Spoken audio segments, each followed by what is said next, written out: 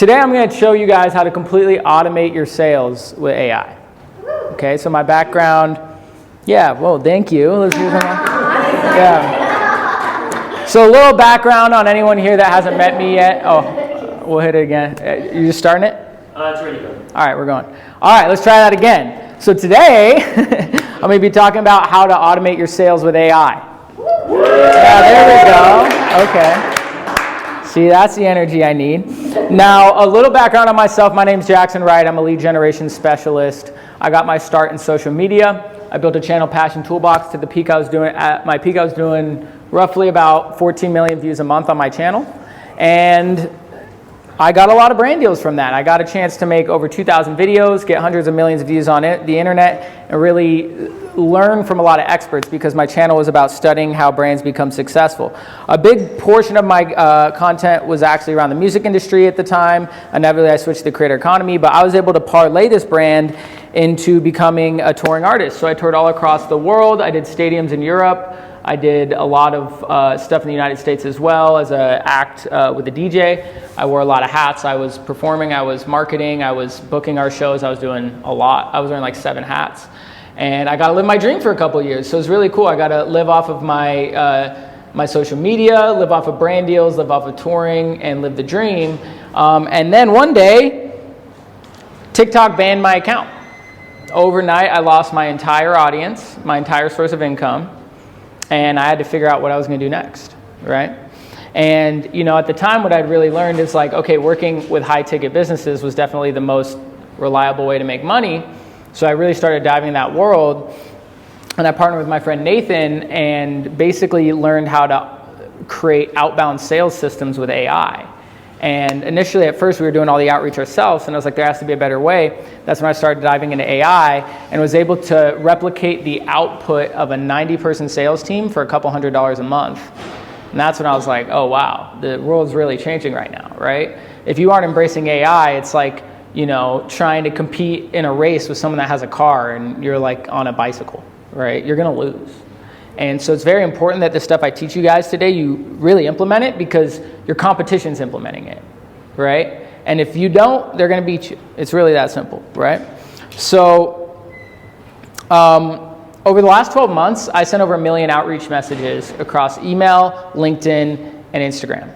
Now I've added Facebook into the mix. I've also done a lot of what's called ringless voicemail campaigns as well, which is basically you can send someone a voicemail without calling them. So I've sent, you know, probably to date about 1.5 million outreach messages since I started doing outbound sales, right? So I have a lot of data on what works and definitely a lot of data on what doesn't work, right? And so my goal today is to help you figure out how you can make an extra 6 figures over the next 12 months from leveraging a lot of the stuff I learned about outbound sales. I'm going to show you how you can build these systems for your specific business.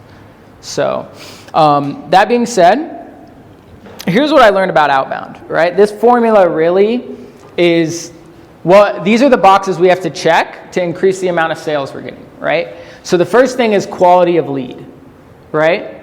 If you're not getting results from your marketing, specifically from outbound, a lot of times it's just because you're not talking to the right person, right? Then there's the actual personalization of your message, right? Who here has gotten like a bot that is like DM them on Instagram with something that you know they're just blasting out to everyone, right? All of us. And it's probably a bunch of them. We probably get them every day, right? And when someone's being disingenuous, you can tell in their marketing. You can feel it. You can feel that they're just going for the spray and pray approach, right? So we need to make sure through this process that we're making a conscious effort to personalize the messages. The goal should be for that person to feel like we only sent that message to them, right? And then the last thing is just straight quantity of touch points. Sales is a probability game, right? If you have a 10% chance of closing someone, how many people do you have to talk to get a sale? 10 people, right? So as long as you know your numbers and you use a calculator, you'll be able to know what you have to do to get the result that you're looking for, right? And then all we're doing with sales is looking at all our numbers and identifying like where's the leak in our system, which number is off that if we fix will get us the result we're looking for, right? So a majority of the time the reason why people aren't getting sales is they just don't have a large enough volume.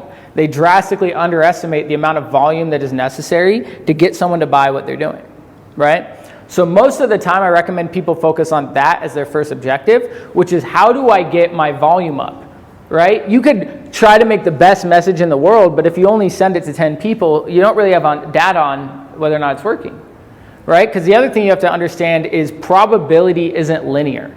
I could flip a coin 10 times and it could land on heads 9 times out of those 10, right? But guess what? If I flip that coin 1,000 times, chances are it's closer to 50-50, right? So a lot of times people are making decision on data, but they don't have nearly enough data to trust that decision. That's one of the biggest mistakes I made with my business.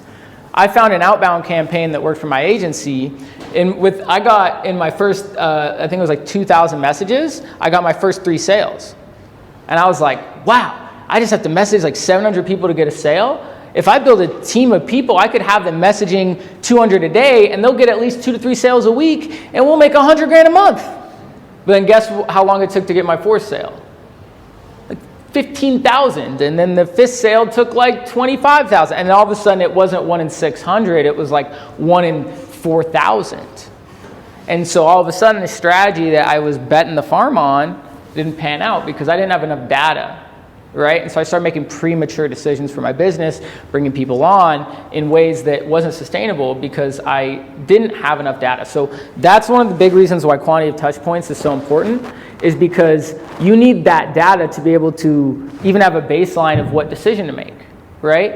And so if we don't have enough volume, it's going to take way too long to even know if what we're doing is a good strategy or not. So I'm going to walk through each one of these and talk about how do we check this box, right? So first off, how do we get a quality lead, right? So I hear this a lot of times. I was at an event last week, right? We host the Win Mastermind. One of my friends there, he's launching an AI business.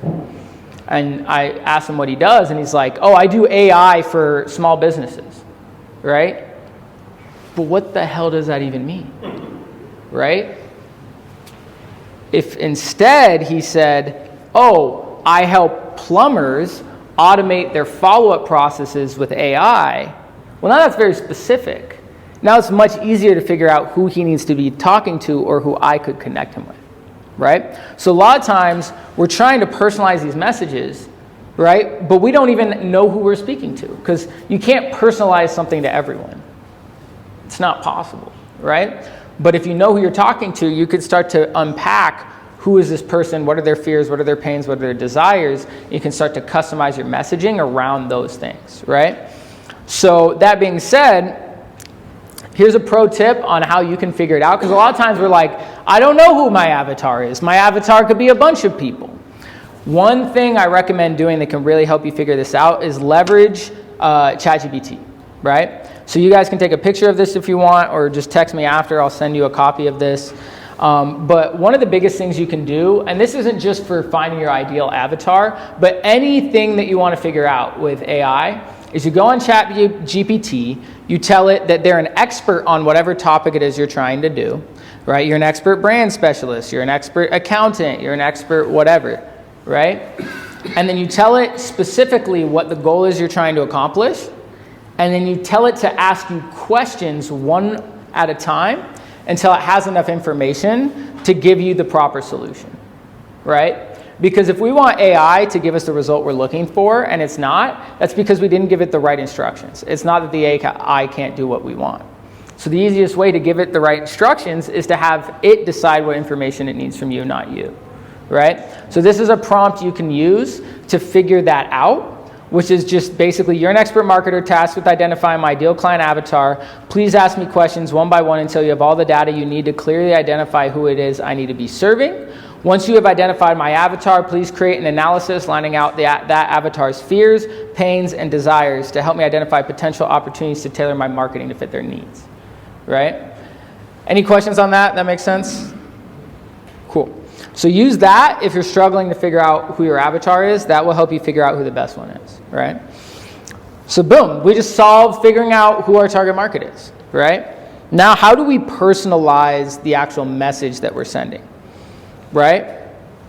The biggest thing is, like I was mentioning, is we have to think about what are their fears, what are their pain points and what are their desires, right?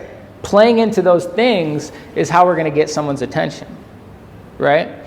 Now, the more specific you can get, the higher probability you have of getting their attention. And I'll give you 2 examples, right? So let's say you owned a roofing company. I actually talked to a guy that runs a pretty successful one, and this is a strategy they use, right? So if I was just reaching out to some random guy, right? Like I'm reaching out to you, and I'm trying to convince you to buy my roofing services, right? You might be like, dude, I'm renting, right? Or you might be, like just bought a house, you just spent all your money. Might not be the best fit, right? Or maybe you just bought a brand new house and it's got a new roof, right? If I'm just trying to sell you a random service, then it's not going to be the best, right? But if I'm like targeting a specific zip code that just got hit by a hailstorm, and I know every single roof in that neighborhood is damaged, now I can tailor my messaging to fix that specific pain point, which is much higher, right? So this is an example of that with roofing. Here's an example with it in marketing, right? So I could reach out, if I just reach out to Frank and I'm like, hey Frank, I could help you grow your brand. I'm a big marketer, right? Frank's deleting that message, right? But if I'm like, hey Frank, you have some amazing social media content on your Instagram. I think you deserve way more than 2,072 followers.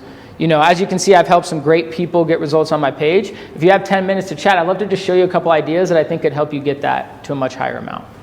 Right? Which message do you think they're more likely to respond to? This one's very specific. You can tell that I'm not copying and pasting that message. Now, the beauty is using AI, we can get it to be this specific, right? You can still have that level of personalization, while still having the automation, right? And that just comes down to having the proper data, right? So that is really the next step of this process, which is if we're going to be reaching out to these people, and the punchline I'll get to in a second is that we can use AI to do it for us. Well, how do we get it to be personalized? The key is the list that we're building, right? So there's tools that will automate your outreach on LinkedIn, Facebook, Twitter, Instagram, phone.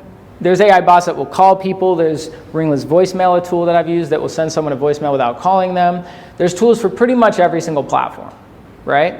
And if we can use what are called scrapers, we can build lists of those people, right? So one of the tools I use to do these scrapes, if you scan that QR code, it'll take you to the website. Use my affiliate link, you know what I mean? What's cool about this tool is what it'll do is it'll allow you to run scrapes for pretty much any type of lead. All right, so I'll log in here real quick. Hopefully. Sorry, can you go back real quick to the QR code? Yeah, of course. Scan that bad boy. All right, so I'll log in here real quick. Hopefully it doesn't put my password on blast, but I'll change it. And show you some of the cool lists we can build on here.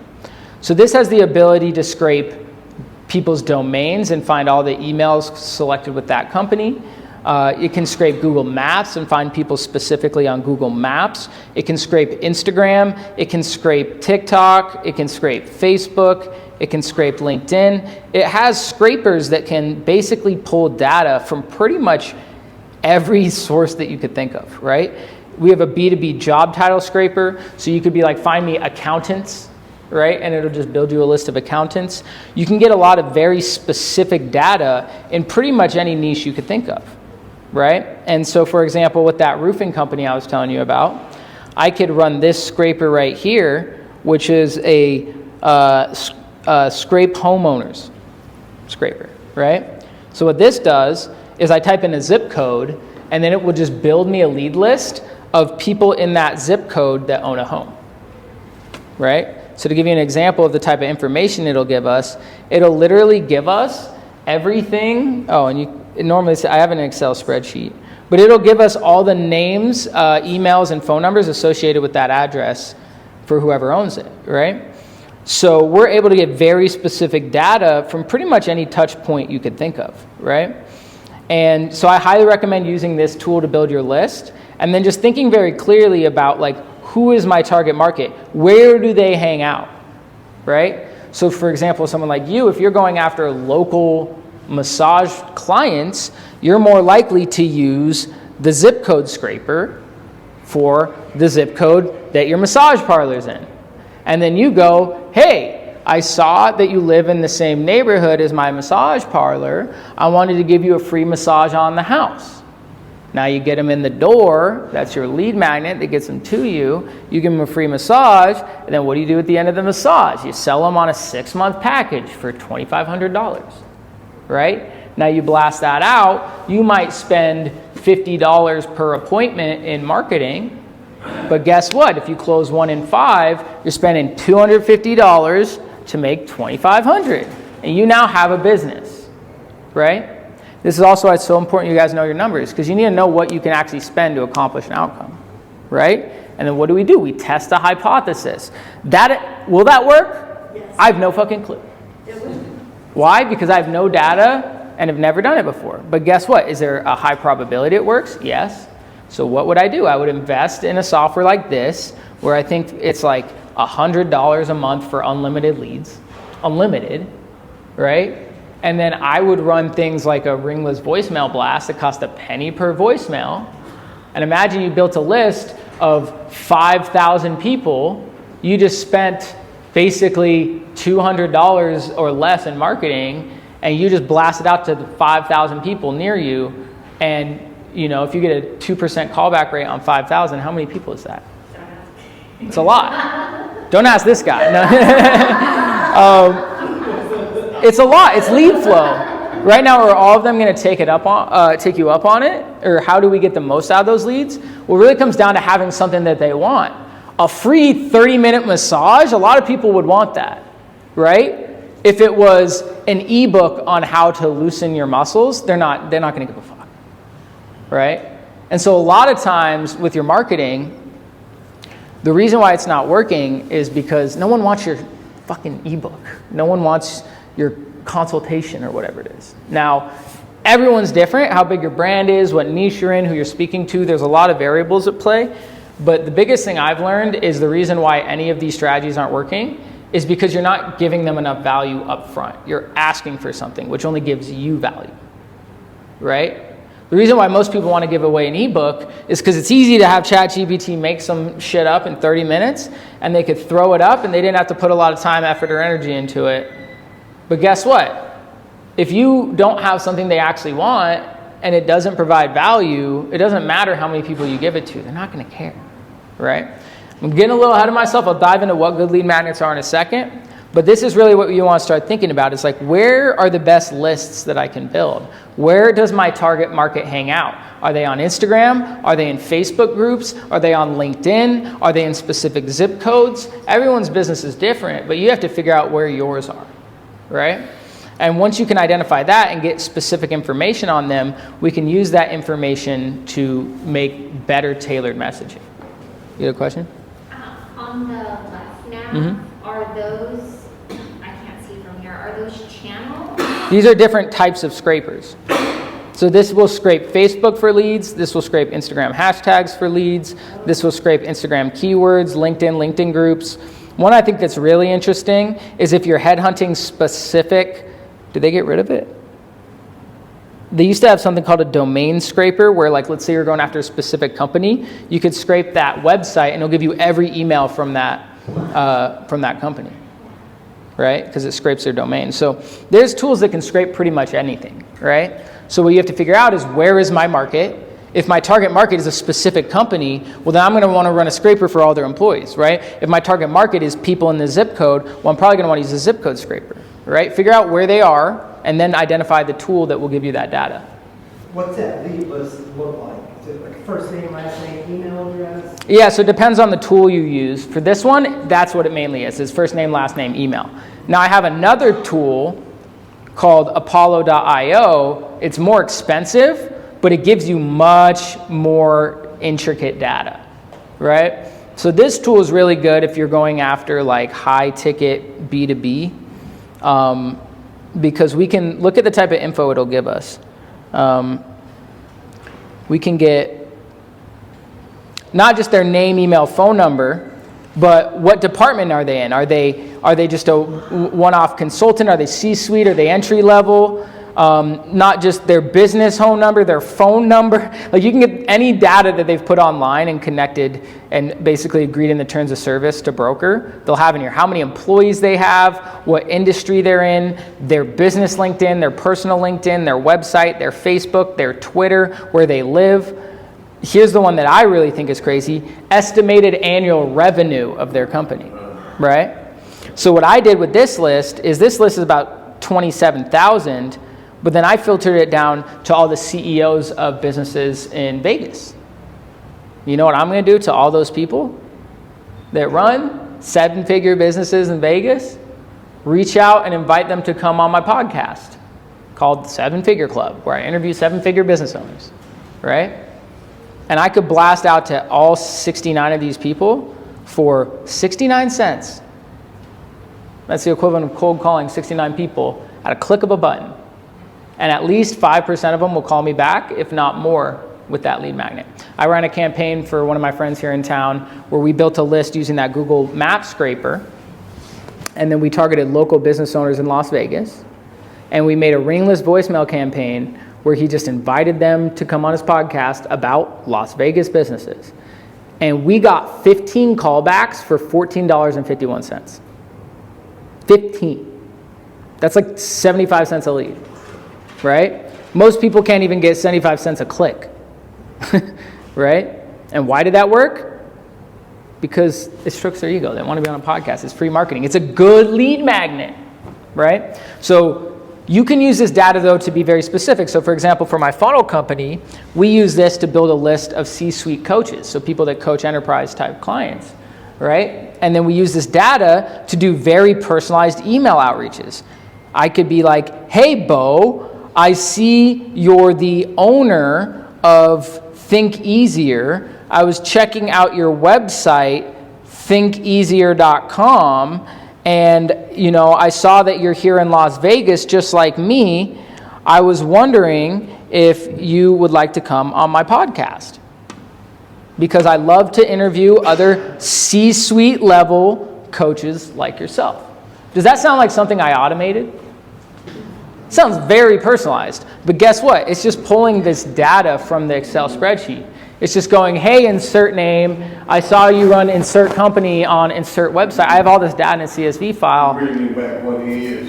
What was that? You're reading him back what he already done. Yeah, based off all this data. And there's so much specific data in that message that there's no way he thinks that I copied and pasted that, right? Ringless voicemail? So with ringless voicemail, that's just got to be a single message. You can't like, I mean, I'm sure AI is to the point where there's probably, that's a good tech actually, where you could bring spin tax into voicemail. That would be a good idea, but that's a different conversation. But here's what's cool about this is we can get a bunch of different data points. So not only could I hit them from email or phone number or LinkedIn or Facebook or Twitter, I can hit them from everywhere, right? So that's a tool if you want more specific data and you're willing to pay a little more. It's more expensive. But it will give you much higher quality data on these people versus the other ones more just like the meat and potatoes, right? Just the name, email, phone number. I know they're from here, right? Now, if you do anything with businesses, I highly recommend using the Google Maps scraper because it kind of acts as its own filter, right? Like if you are on Google Maps, there's a good chance that you're an actual business, right? Versus if you're, on an Instagram hashtag, there's a good chance you could be a bot. Right? So, that's what I would say in regards to building your list. Those are the main two tools I used. And this one's better for higher level data. It's just more expensive. This is the meat and potatoes that will get you what you need to get started. And it's all you need, to be honest. I've also made the mistakes of using softwares that cost way too much, which at the end of the day didn't make any difference. Right? At the end of the day, it's like, do you have a good lead or not? And do you have a good message for them or not? Right? So like I was mentioning a minute ago, the biggest thing I've learned, because I started to be able to use all these tools to automate outreach, and it's much easier to kind of spray and pray when it's automated, right? But what happens is you can typically get a little more lazy with your messaging because you don't have to do it manually, right? And so what I found was, doing direct call to actions, offering to help them versus, a lead magnet. Like, it's not even close that lead magnets are a much more effective strategy to get people's attention. The best way to do outreach is to figure out what the hell does my client want and how do I give it to them for free, right? If you can answer that question, you're going to get someone's attention, right? Now, what could that lead magnet be? These are the best two I've found. These two, I just save you the whole process. Just do one of these two things, right? Either invite them onto your podcast or invite them to an event. Have an event. It could be online if you wanted, but it's much better in person. Throw your own networking event, throw your own whatever type of event, something that provides value to that person, that gives them incentive to want to go to the event. And if you just invite them to that, now you're going to get them in person and have a chance to build that rapport. Same with the podcast, right? If I want to connect with someone, if I just try to sell them something versus I invite them onto my podcast, which one are they more likely to say yes to, right? Podcast, right? And then now you have them on your podcast. And even if that person doesn't become a client, you're going to get all this valuable content that both of you can use. And they're going to go spread that to their audience. Why? Because it's valuable. It's of them. They're in the content, right? And so now, even if they don't become a client, they now start to market you to their database. And it creates this compound effect, right? And then you can also ask them, hey, who are 2 other people I should have on this podcast? Now you're starting to build a referral pipeline, right? So in my opinion, I think podcasting is the lowest barrier of entry to start. If you're flat broke and you don't have a penny to rub together, do it on Zoom, right? If you can, I recommend doing it in the studio because when you take yourself serious, they take you serious, right? And that's actually why we started the Vegas Podcast Mansion. So this is what I do now. I work with a guy here in town named Bill Walsh. He's a big speaker and venture capitalist. He works with he works with Don Ahern Hotel. He helped turn around that whole hotel, making millions of dollars. He works with a lot of big people here in town. Les Brown's one of his clients. He's been a speaker for 30 years, right? And we wanted to break into this space, and so he brought me in to help basically run this spot. And the whole idea behind the place that we built, it's called the Vegas Podcast Mansion. It's essentially a merge between a country club and a podcast studio. And the reason we created this place is so people like you can use it as your lead magnet for your business, right? Because when you invite people onto your podcast, right, or you invite people to the party we're having on the 19th, which by the way, if any of you guys want to come, we're throwing our next mansion party on the 19th. That's next Tuesday. All of you guys are welcome to come. All you got to do is just text mansion to 26786. It'll send you a link to RSVP. And then if you just use the code POWERTEAM, you can get a free ticket, right?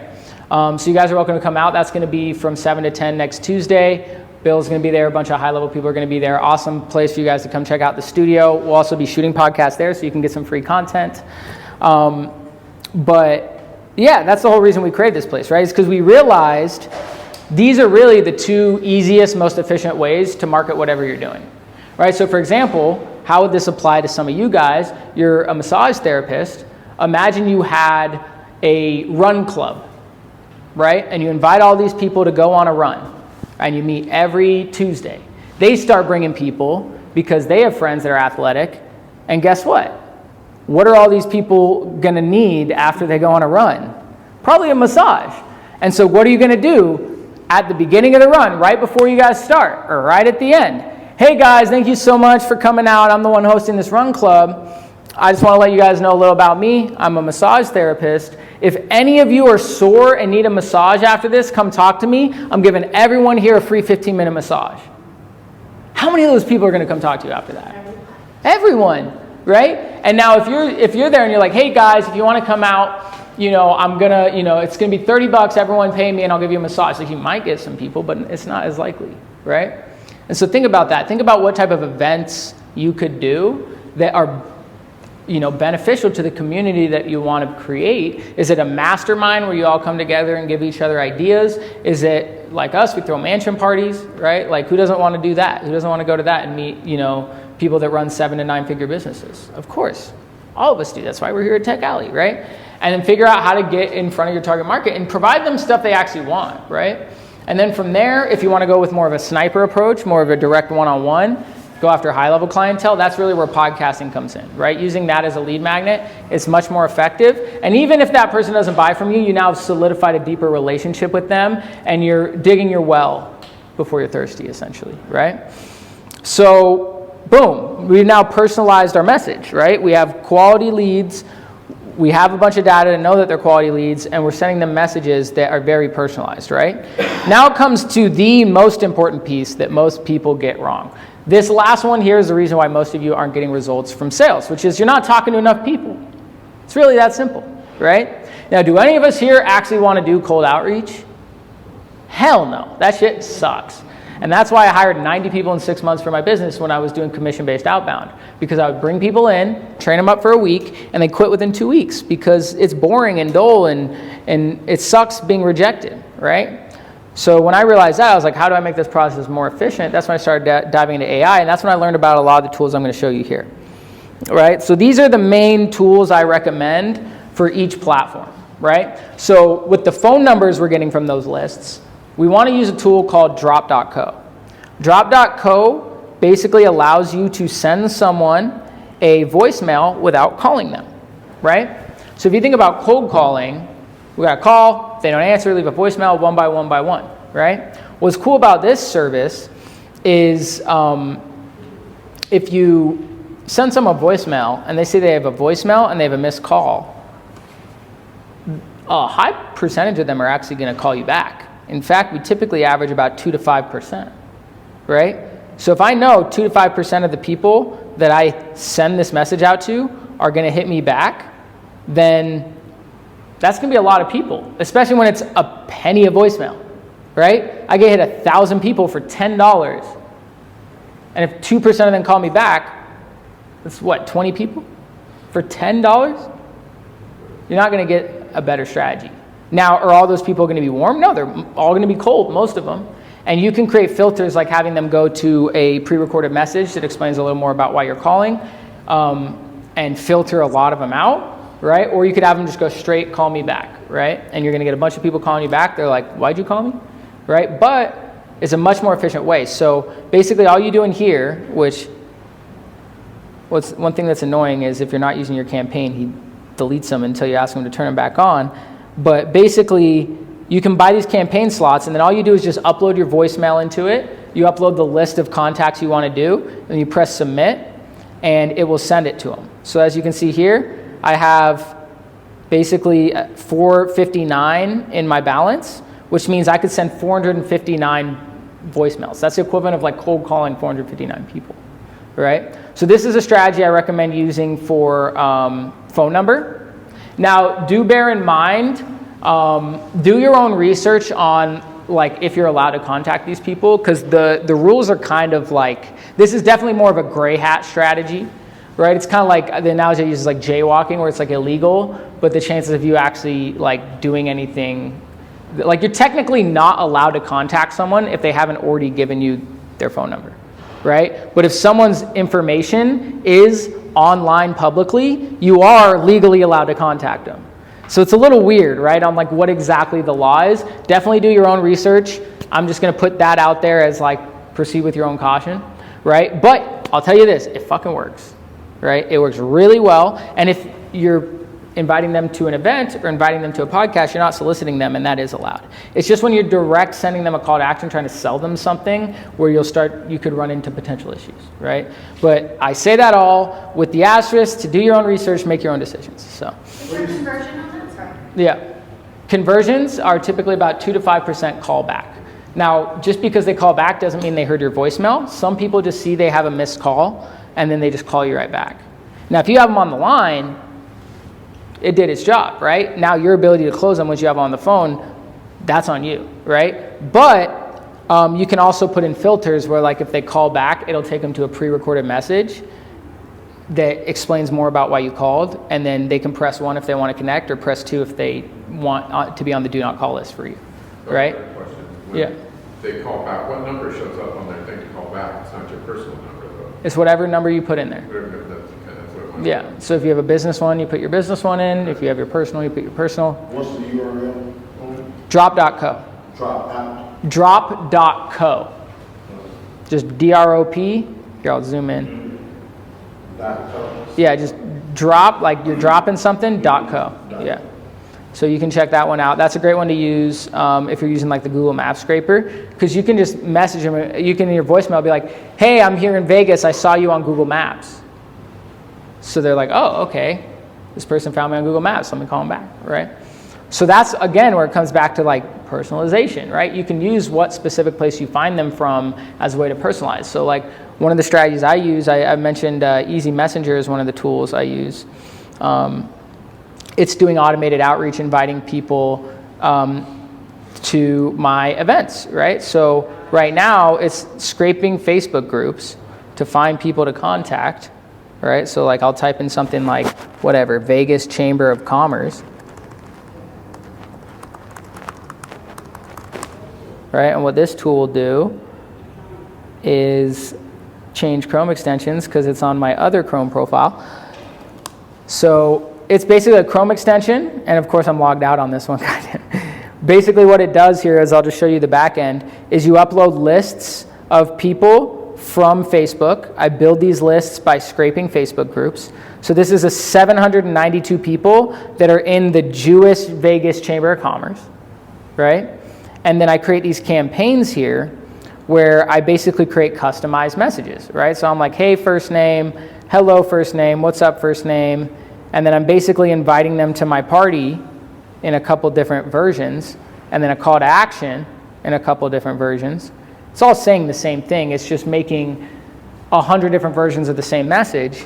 It's going to automatically message all those people for me, right? So when this is running, it sends that to them on autopilot, and I can even have it automate all the responses too. So I can come in here and it will act as my personal appointment center if I just train it on all my FAQs, any information on my business, what the goal of it is. Now if someone replies to that message, it will go and do all the appointment setting and follow-up for me, right? So this is really where we're headed.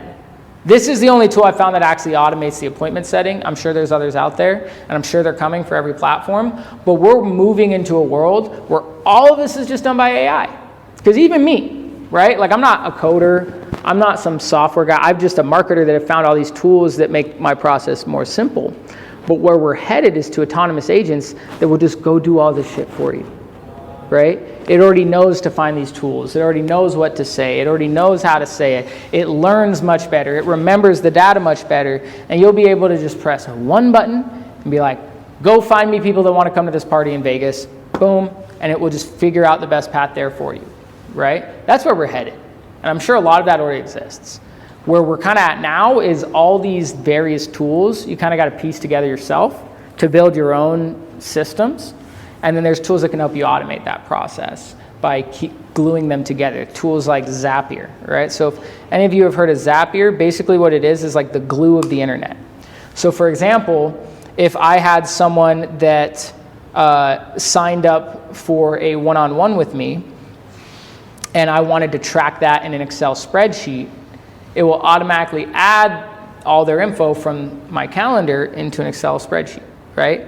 It basically glues apps together. So right now, this is kind of the main way you can kind of automate your whole process, is you use this tool to connect with what's called an open API integration, which is basically the platform just gives people the ability to connect to it.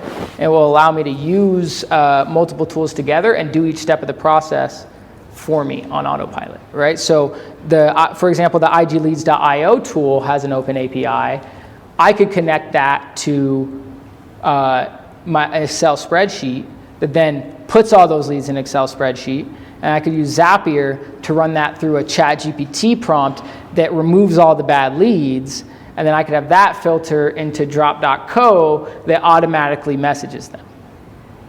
Right? So I could literally, if I wanted to, build a system that completely automates all my outbound, scrapes the leads, filters them, messages them, and as long as I have credits in my system, it'll go do all of that on autopilot. I press one button, I just automated my entire cold calling infrastructure for literally less than what it would cost to hire a full-time sales rep. Right? So if you can build these systems and learn how they work, how is someone supposed to compete with you? How is Betty, that's going to her local book club to hand out flyers going to compete with you when you just message the entire neighborhood for the amount it costs her to print those flyers for 20 people, right? That's where we're headed, and it's moving quicker every day. And a lot of the stuff changes too, right? Like, one regulation could come out and I could say, hey, this is now really bad, don't do it. And now you lose that whole strategy.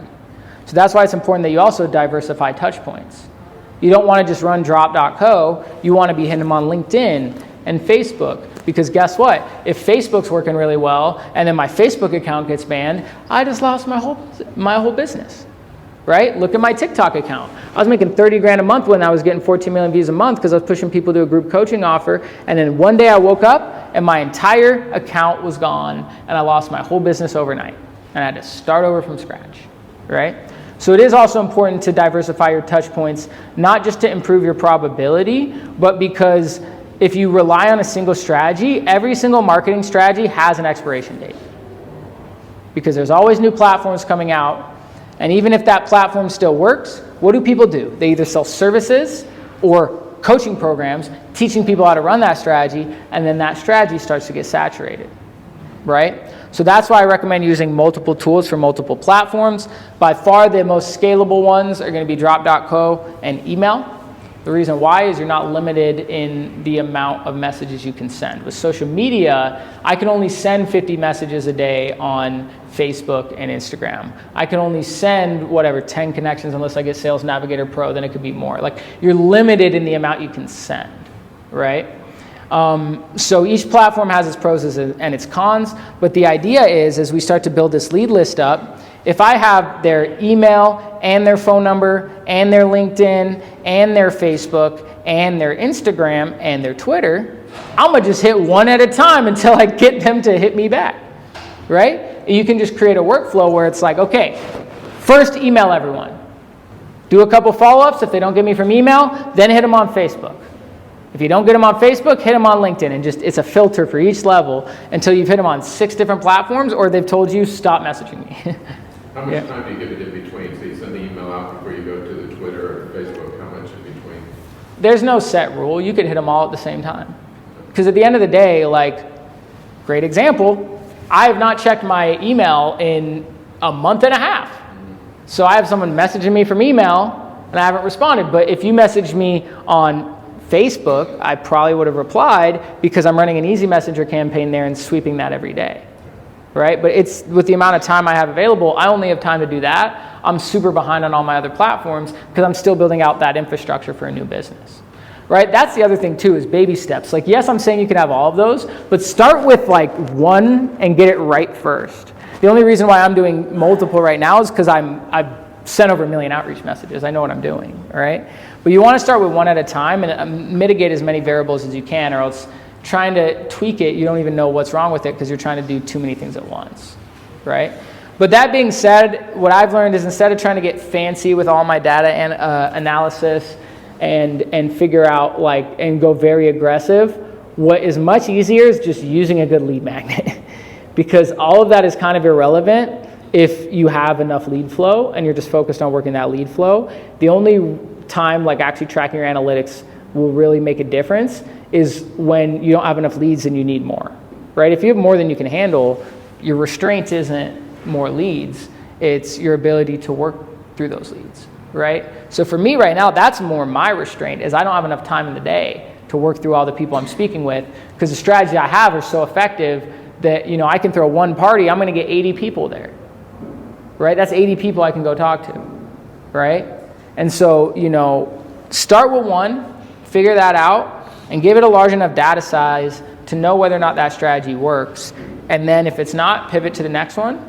Or that's when you want to go to a marketer to be like, hey, this is what I'm working on, why isn't this working, right? That's the other tip I give to people. The reason most of the times you guys get burned by marketers is because you don't even know what your restraint is, right? So you might not be getting sales, and you might go pay a branding specialist to fix your conversion rate, and you just spent your entire marketing budget trying to fix your conversions when you're booking 1 call a week.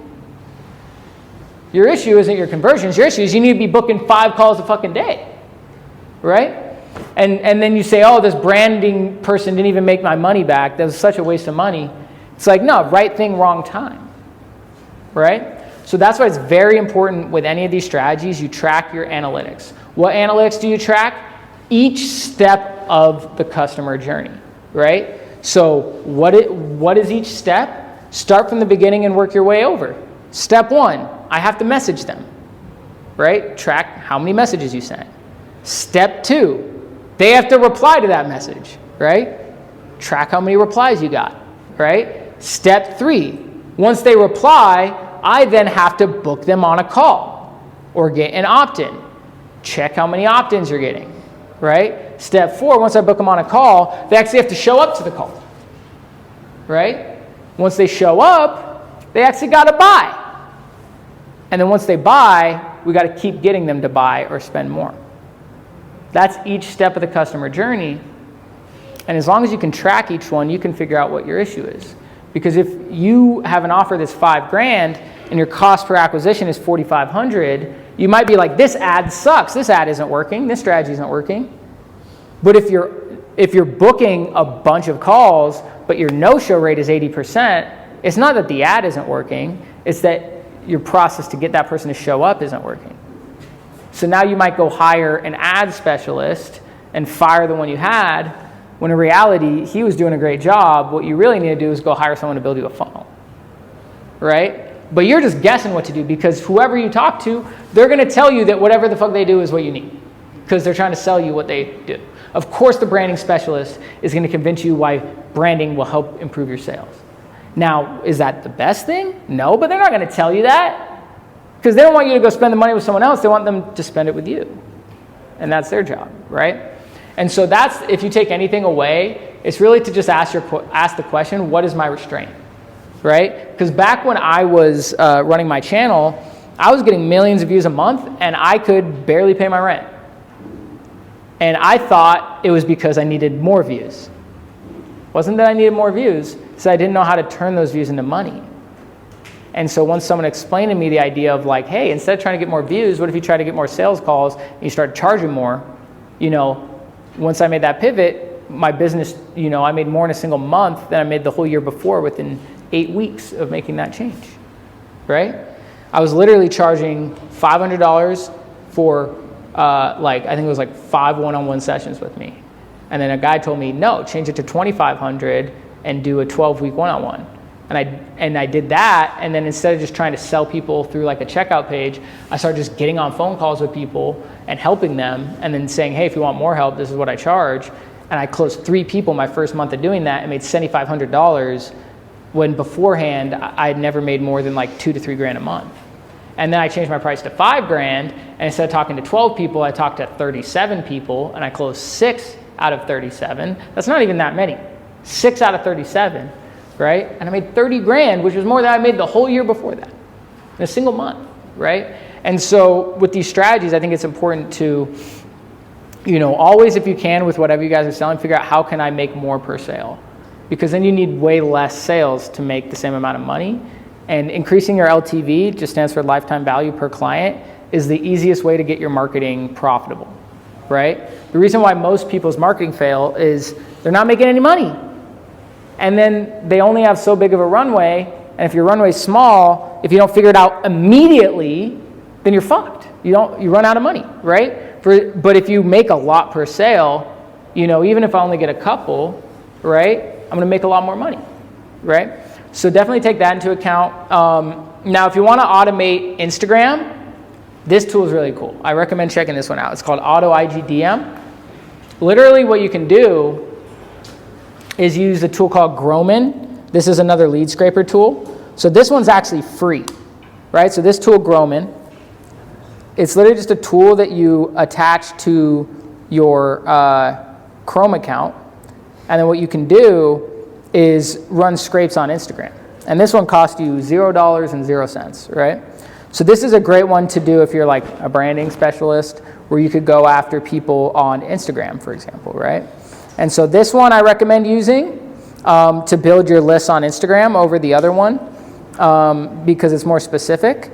But then what I recommend you doing for your outreach is actually using this tool I was talking about here, which is called Auto IGDM. Let's see if I can click on.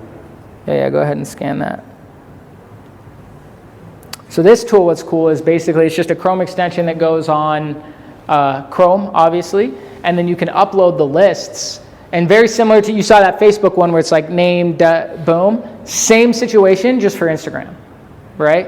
And I believe it's like $39 a month to basically max out your Instagram, right? What's the max the daily max? So daily max on Instagram, you never want to go more than 50 a day, and you never want to go more than 10 an hour. That is a big piece right there too. Never more than 10 an hour, right?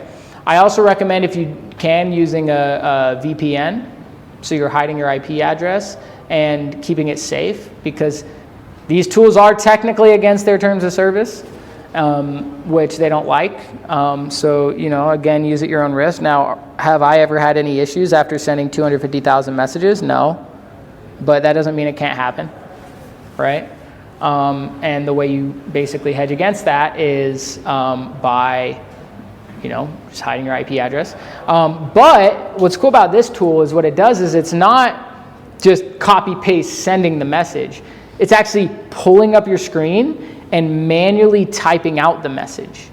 So these softwares have no way of knowing it's not a person, right? Because it's literally typing out the message on your screen, right? So you just run that in the background. It'll start going through the list. Just one at a time, it'll start messaging everyone in a browser, right? And so you can just set that up. I'll go run a scrape. I'll build a list of like 5,000 or 10,000 profiles I want to target, and then filter that down to like the top maybe 1,000 people. And then if I set that up in the background, what's 1,000 divided by 50? I could have that run for 20 days on autopilot and just let it do its thing. And then all I have to do is go in and reply to everyone that hits me back, or have an appointment setter, someone you pay on a commission basis, to reply for me. So the reason you're setting it so slow, so it doesn't track it as a bulk thing and quality? Exactly, yeah. Also, yeah, basically the kind of edge you want to push on these platforms is about 50 messages a day and 10 per hour, right?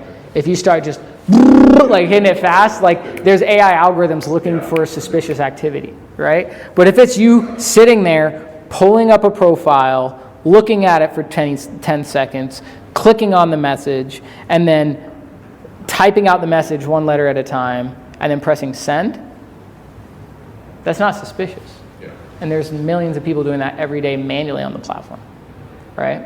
So it works great. And there's versions of this for, I'm telling you, every single platform, right? LinkedIn has versions, Twitter has versions, all these different platforms have versions, right? I have a question about Dripify for LinkedIn. Yeah.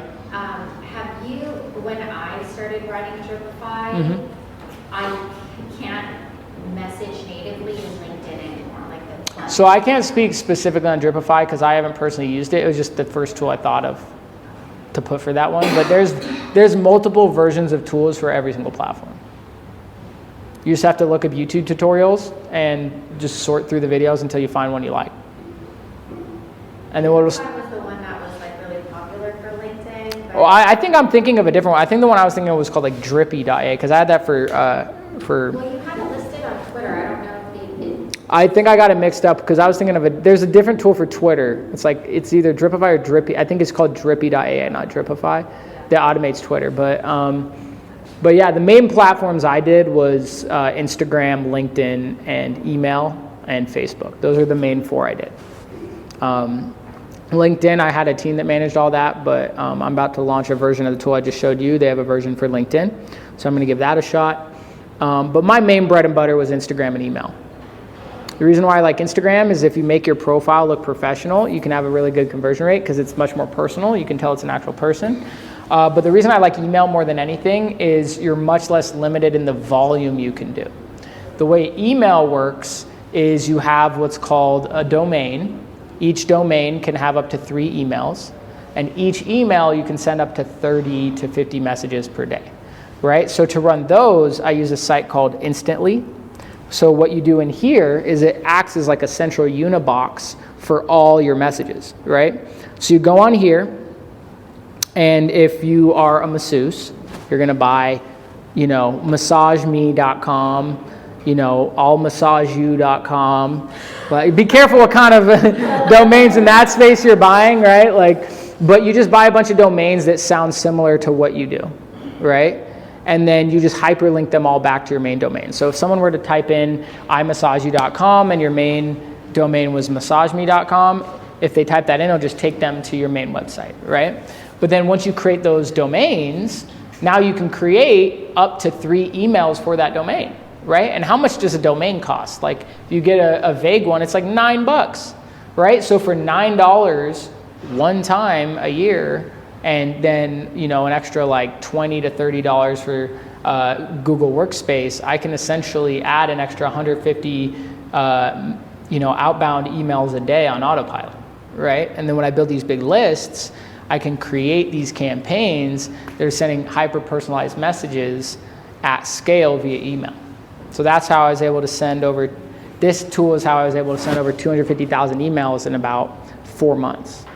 All personalized, like I was showing you earlier. Hey, Steve, I see you're the C-suite level vice president for da-da-da-da-da communications. I'm talking to this other person that lives in Henderson just like you. It's all very personalized, right? And so because of that, we're able to get about 1 in every couple thousand to book a call with us, right? And now if we get, for $30,000 a month, we're looking at, maybe $500 to $1,000 a month in overhead. But from that, I'm booking 5 to 15 calls. And if I close 1 call, closing them on $9,000 deals. So we're able to do about $250,000 of revenue over 12 months with that strategy. The only problem with email is these domains are starting to get more strict. And so it's starting to suppress a little more of the deliverability rates. Which again, like I said, with all these strategies, there's an expiration date to them, right? So you got to get in while you fit in, make it happen, because that's how I look at all these strategies. If they're working, I just have an internal timer click in the top of my head. I'm like, I got 2 to 24 months before the strategy goes away, right? So when you have something, squeeze it while you got it, because it's only a matter of time before it either goes away or gets saturated. Are you doing multi-platform follow-up for one lead? Like you're targeting one lead and messaging them on multiple channels, email, then you're Inevitably. and you're hitting them on Inevitably. When you're starting, just start with 1. Or if you have the budget, then you can do it. But you want to get your main core strategy to work first. Once it's working, then we look at how do we maximize this strategy to its capacity.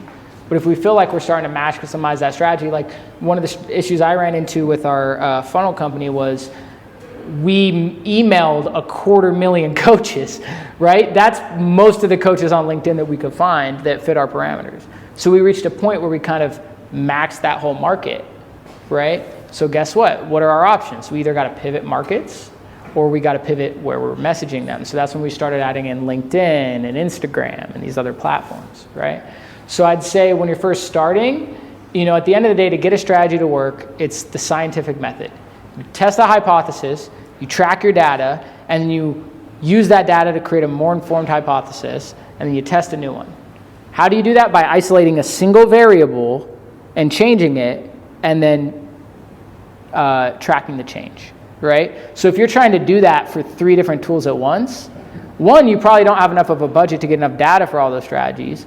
But 2, now you're trying to isolate and hypothesize about 3 separate things at the same time. That's very difficult. When you start with 1, maximize it, then add another, right? Unless you have the budget to hire people for each department to do it for you and to come back to you.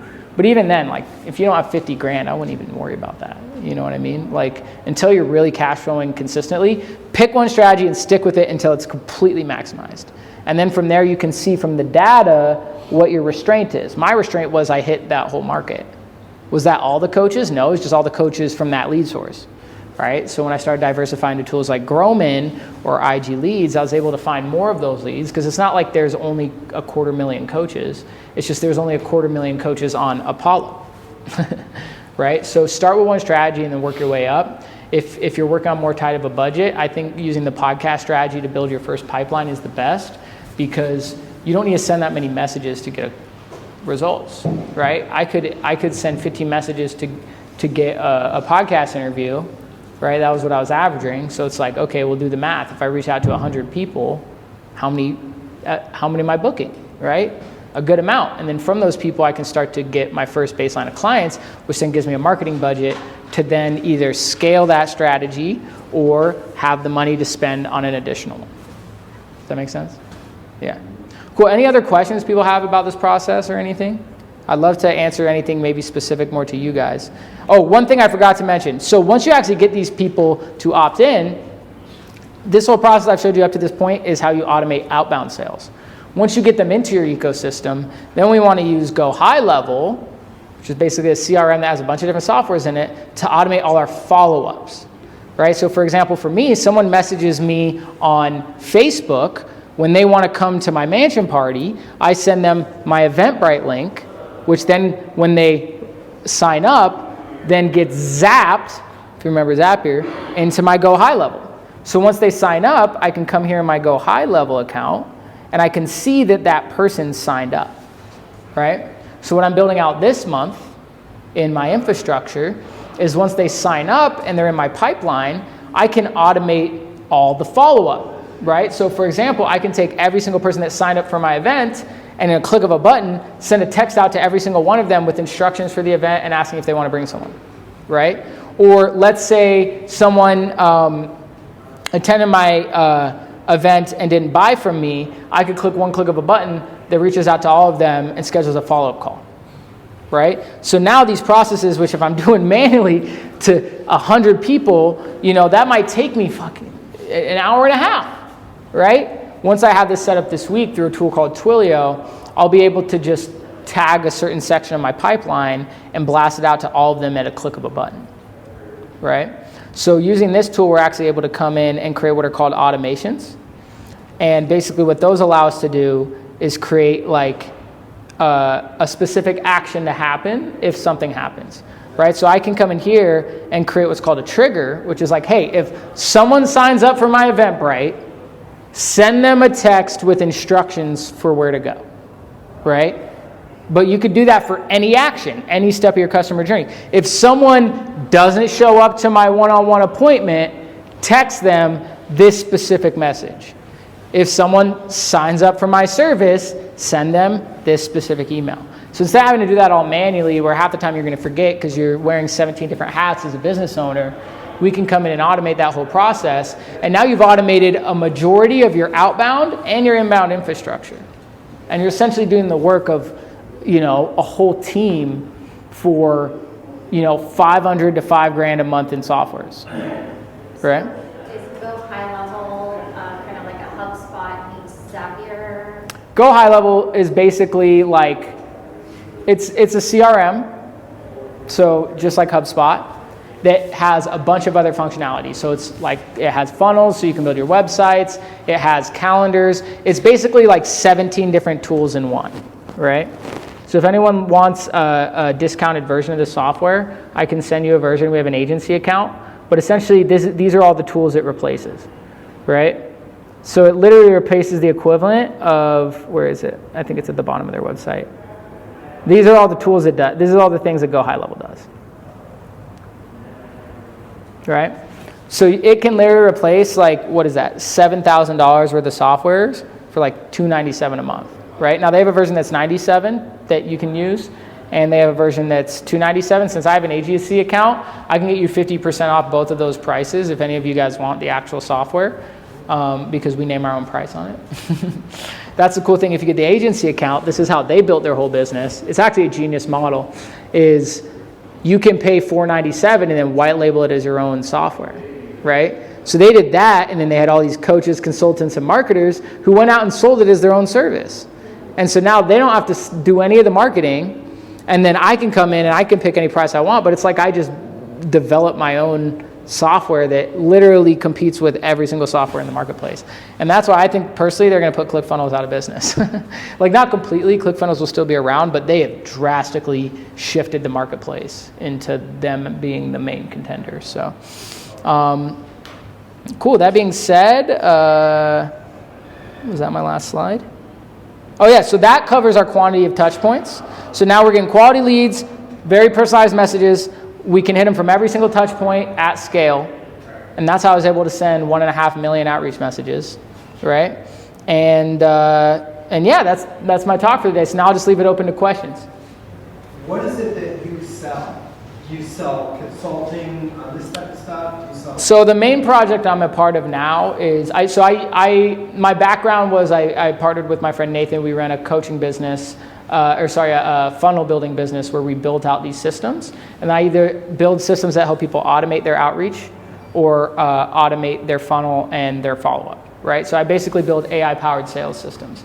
Now, a couple months ago, I met Bill Walsh, and I got the opportunity to run this place called the Vegas Podcast Mansion, which is a big studio we have over in Southern Highlands. So now this is the new project that's my main focus right now. So that doesn't mean I can't help people over there. This is my main focus at the moment, because I really believe, like I said, like the big epiphany I had was when I learned, because part of the reason I sent so many messages is because I had to. Right? I was getting like 1 in 5,000 people to convert.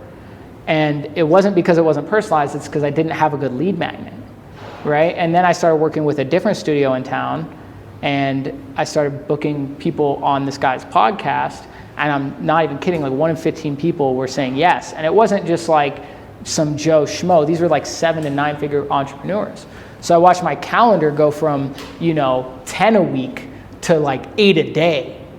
Right? And literally all I was doing was saying, hey, we're booking out our next season as guests. Just want to hop on and see if you'd be a good fit. That was it. And then we had a dude in India sending these messages for $3 or $5. I don't know what he was paying him, not a lot. And it was packing my calendar, right? I started looking at these guys in town, and there's this guy in town, Sean Kelly, that sells a bunch of podcast placements. But I always really thought the value of his offer was he puts everyone that was on the podcast in a group chat, right? And the real value of going on his show wasn't the podcast. It was you got in a group chat with all these rich motherfuckers, right? And so when we started this podcast mansion, I was like, okay, I can create an in-person ecosystem to bring all these people that are running this podcast strategy together. We collectively run all this play together and then create an ecosystem where we can pull them all in and network. Right? And so, for example, one of the guys I signed up here recently, I'm doing all his content. I got him connected. He runs what's called the AI Trust Council. If any of you know Chris, super awesome guy. I got him connected with Justin, who's here, who runs an AI business. And they went and met up yesterday, and now they're sending each other connections and resources they need. How did I make that connection? I got Justin to go on their podcast, right? I'm giving them a reason to have a high-level connection, connect with someone else. Right? Versus if I just said, hey, Chris is looking for people to fund his trust council, all he sees is, hey, Chris wants you to give him money. Right? Versus if I say, hey, we're having a party on Tuesday, come through, right? Like our clients can use this. They're trying to prospect. Instead of them having to go throw their own event, just use the one we're already throwing as your own lead magnet to get them in the room. Right? And we have subscriptions as low as $500 a month. So it's the most effective marketing strategy you can use at that price point, right? But what it's really about is combining, using podcasting and networking as a lead magnet with also understanding like long-term the way you build your brand to not have to do all this one-on-one stuff is content, right? Now to build content, the reason I got, millions and millions of views, I don't know if it has this metric on here, it doesn't, but it's because I put out 2,000 videos, right? It was a numbers game, just like Outbound, it's a numbers game, right? And so because of that, the cool thing about podcasting is a single conversation is an hour-long video on YouTube, Spotify, Facebook, etc., right?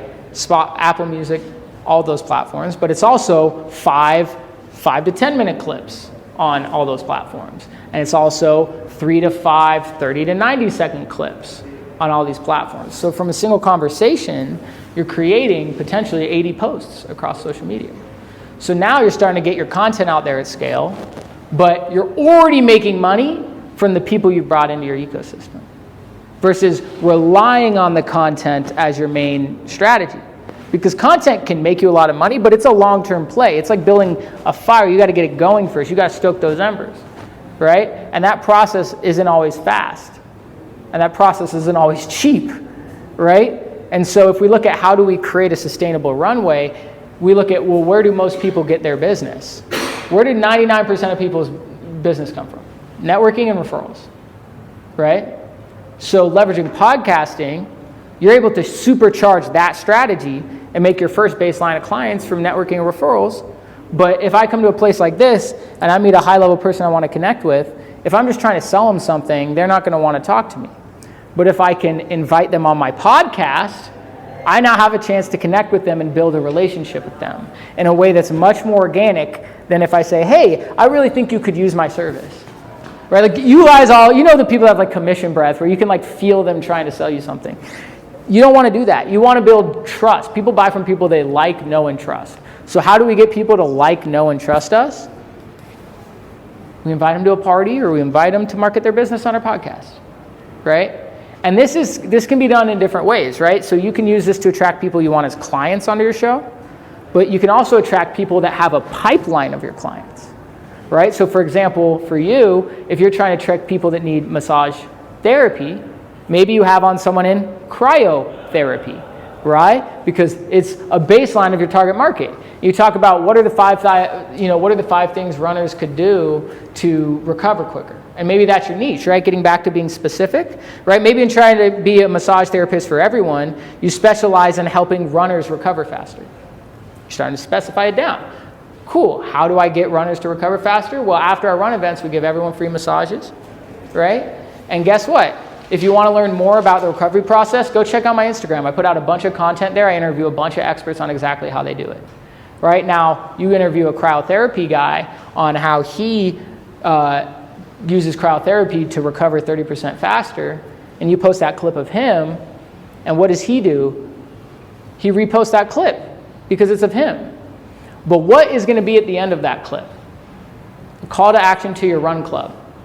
Hey, if you're a runner in Vegas and you want to come check out our next run event, it's next Wednesday at 4.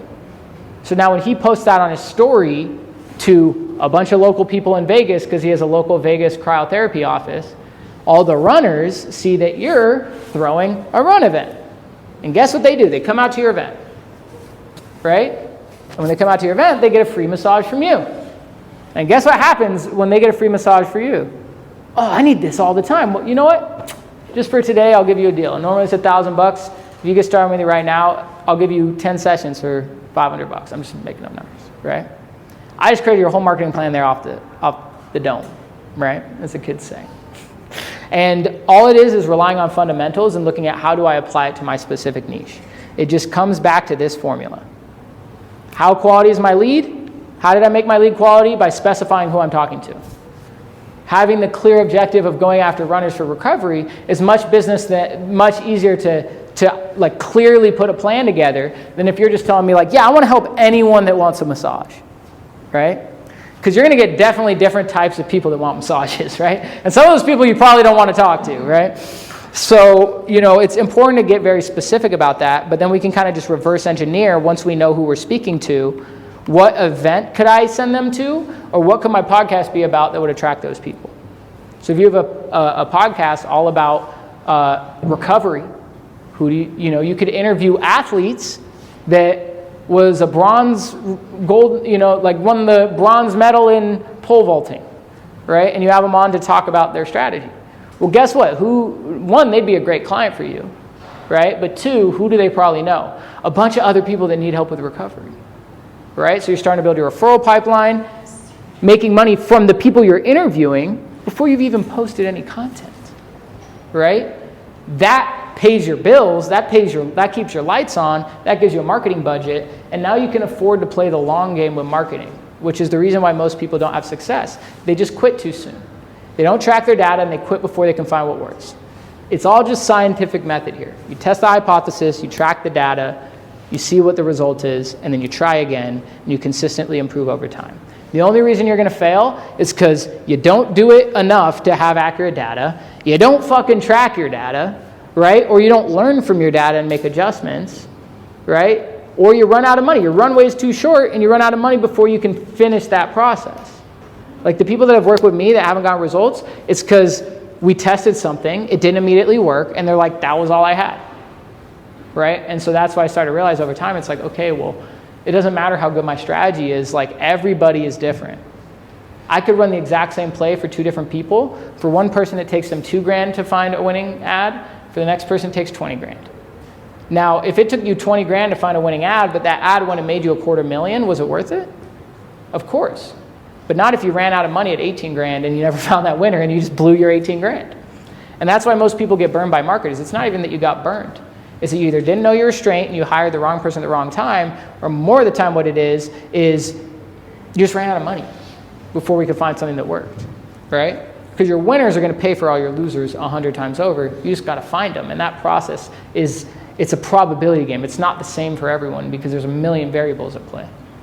Do your topics change month to month if you know what next month is? They do. I typically decide what that is like 24 hours beforehand and then put it all together. But if you have suggestions on what you'd like to learn, I'd love to hear that because I could talk about a lot of stuff. But if you have any ideas, let me know. But my main discussions are around AI and lead generation, covering content creation and building sales systems. So that's really the main thing that I focus on. I try to stick with what I know, right? I don't want to pretend like I'm someone I'm not, but that's really my story, right? Like I got started with content, really learned how these algorithms worked, and then when I lost that channel, I really had to learn how sales systems worked. And once I learned outbound, I dove in the world of AI, and once I saw how AI could replicate the outbound system, I learned that AI could replace everything. Every system, whatever it is you do, coding, going through the drive-thru at Wendy's, whatever it is, it can replace it, and you need to look at how whatever you do can be done by AI. And thanks for your time. Hey, can I mention that this will be on Tech Alley? Yeah, this will be on Tech Alley's YouTube. In about a week. Yeah, about a week. Let them all know.